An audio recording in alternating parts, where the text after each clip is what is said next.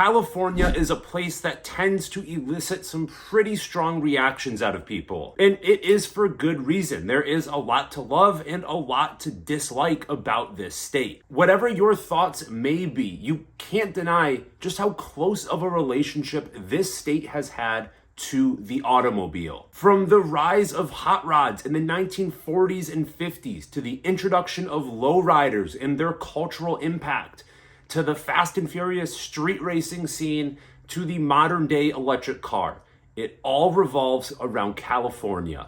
Yeah, there are plenty of people that argue that heavy-handed government regulation and a bunch of car-hating Californians have completely stomped out this culture. So is that really the case, or is it just hyperbole?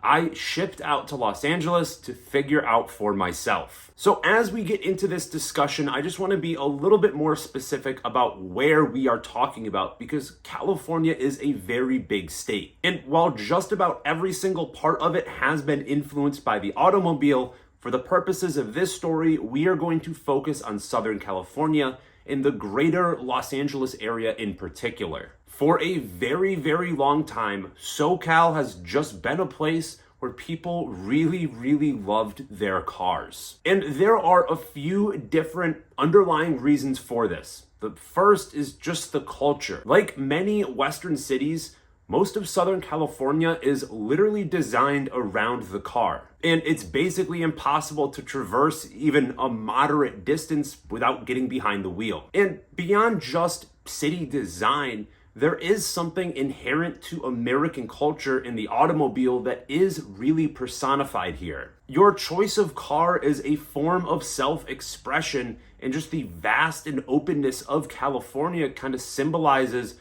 freedom and exploration. You can tie this back to the ambition of the California dream and mix in the flash of the entertainment industry, and I think it's starting to paint a clearer cultural picture. And next, we can talk about some of the natural features of SoCal that make it really friendly to the automobile. And the first consideration is just the weather. California is known for having an extremely moderate climate, basically warm and comfortable year-round with very little rain. It is rarely going to get too uncomfortably hot during the summer, and when it does, it's a dry heat.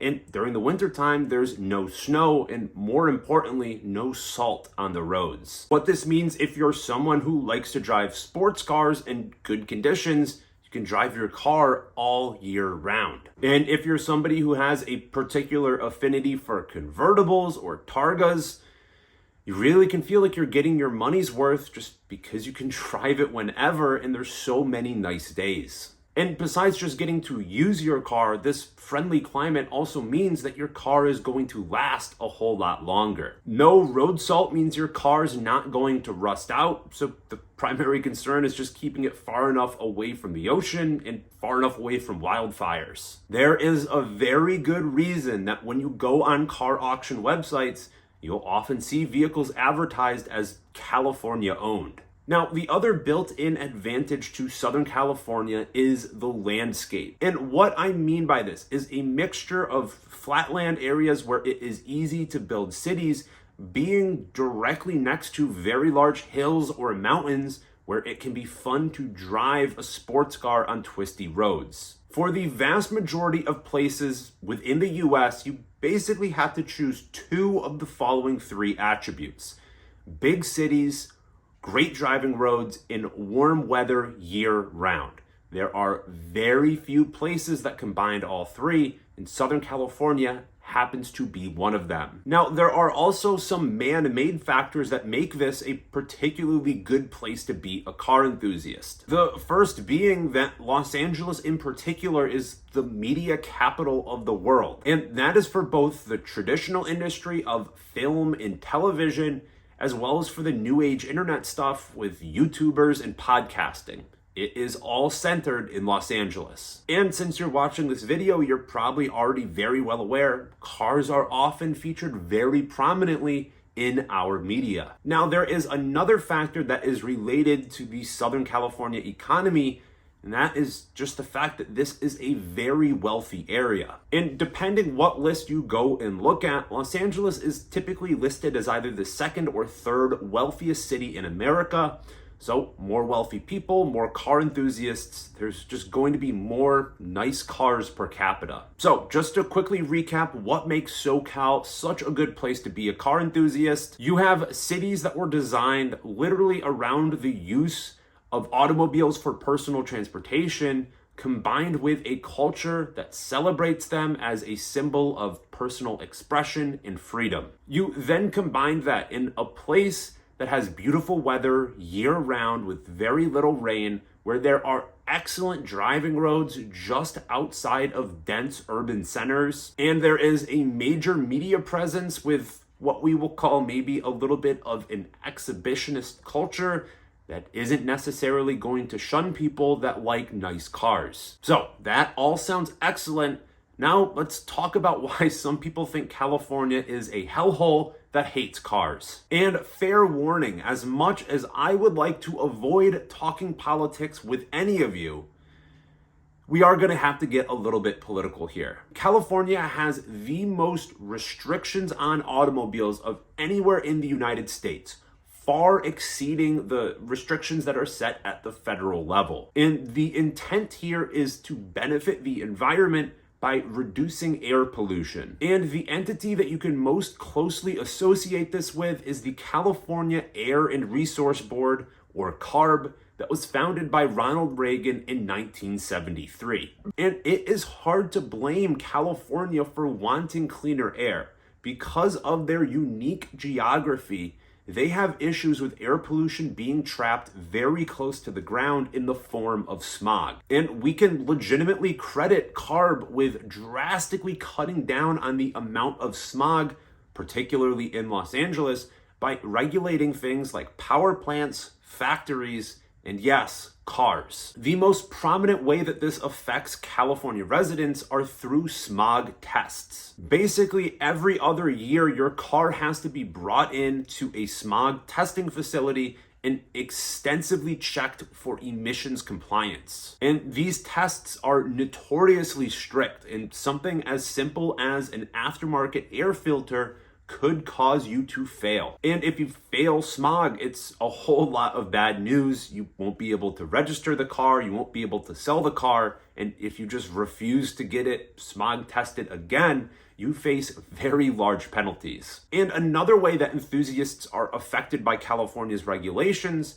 is through gasoline. CARB oversees gasoline production in the state, and they have very high standards. Basically, they require that the gasoline is just a lot more refined and has lower levels of things like sulfur, and then they add in oxygenates to help promote a cleaner burn. And what this ends up meaning for the consumer is that gas just costs a little bit more, and it generally has a lower octane rating. And of course, a lower octane rating means it's more difficult to make horsepower. One of the last points I'll hit on here are CARB mandates for new vehicle sales. Basically, CARB has mandated that in the state of California by mid-2025, approximately a third of all new cars have to either be full EVs or plug-in hybrids, and that will slowly ramp up until the year about 2035, when all new cars will have to be zero-emission vehicles. And what that ends up meaning in effect is California plans to ban the sale of gas cars. And for the last point I'll hit on here,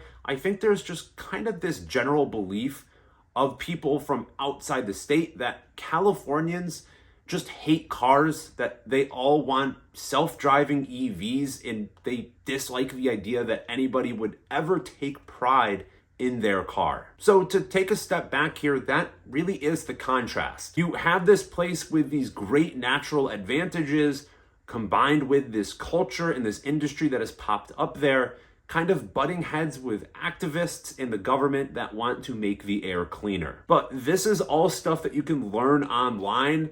So I took my first trip to California to find out for myself. And my first stop in LA was to the Peterson Automotive Museum. Obviously, this museum is pretty legendary. It opened in the 1990s, and is widely considered to be one of the biggest, most valuable public collection of cars in the world. And the museum features rotating exhibits, but when I visited, the exhibits that were there did a very good job of speaking to Southern California car culture. The first floor was solely focused on lowriders and was kind of showcasing the legitimate artwork that a lot of these enthusiasts turn their cars into. The second floor featured a bunch of movie cars, ranging from the Mystery Machine to the Batmobile to Herbie to the S2000 from Fast and Furious. And just mixed in all over the place were tons of retired race cars, concept cars, and motorcycles. But somehow it very much still felt like there was a cohesive story being told. Where things would change a little bit was in the Peterson vault. This is a single room with over 250 of the most rare and special enthusiast cars ever built. The variety here is truly insane. You've got everything from pre-World War I luxury cars to presidential limos to more concept cars that they must not have been able to fit in the exhibit to about a dozen Ferraris and about a dozen F1 cars. Honestly, it is all a little bit overwhelming, and it has to be one of the most varied and extensive car collections anywhere outside of either Jay Leno's garage or the warehouse of a Middle Eastern dictator. Now, another bucket list item of mine was to drive in the canyons. For years, I have watched on YouTube as these automotive journalists have driven these incredibly twisty, windy roads with beautiful views, and I wanted to see for myself if it was as good as advertised. The car that I chose to do this in was a 2017 Porsche Boxster that I rented on Turo, and it was probably the perfect car for this job. I pretty quickly was able to scout out a route using Google Maps in the Malibu Canyons, basically just looking for all the twisty roads, connecting them together in one big loop that would reach the 100 miles that I had allotted on the rental. Did these roads end up being as good as I was hoping? I would say they were even better. A great mix of super twisty little pieces of road combined with more kind of wide open sections with big sweepers. The entire time you're slicing through these beautiful canyons where you could just get a little tiny peek at the ocean. It really was stunning. And I also included a little cruise down PCH just to really take it all in. And for this whole drive, I was able to have the top down in February.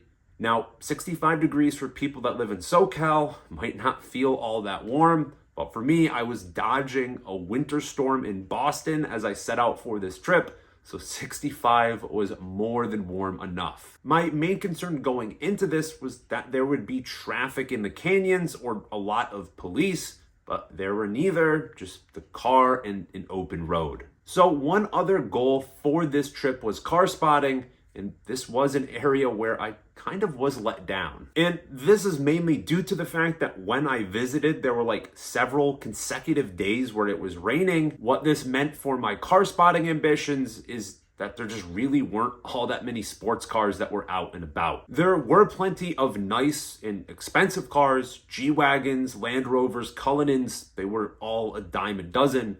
But looking at luxury SUVs is not what I was there to do. The one car spotting highlight I did have was seeing a test mule out in the wild on the highway with full camo wrap and weird kind of proportions, along with a Michigan manufacturer's license plate. And I am totally open to suggestions or guesses as to what this car may be. The taillights and the overall shape kind of had me thinking Mazda. But if you see the rear badges popped out, that had me thinking a little bit more Mercedes-Benz. I really don't have any clue. Regardless, this is not something you are likely to see in many other parts of the country. So, for just some other random observations, I mentioned earlier in this video how these cities were designed around the use of the automobile, and I was kind of hinting that that was a good thing. But I'll say it is an extremely inefficient way to get people around. The traffic in Los Angeles was just as bad, if not worse, than advertised. you spend an incredible amount of time just sitting in bumper to bumper traffic. For another thing, just the natural beauty here. I've seen a lot of pictures, I've watched a lot of videos of what the terrain looks like in Southern California, but until you see it yourself and you see these mountains, these canyons just right next to the beach, it truly is really, really beautiful and really, really striking. Another thing that surprised me was the road quality. We have bad roads where I live in Boston, but that's kind of because we have really nasty winters. The highways in Los Angeles might be worse than Boston.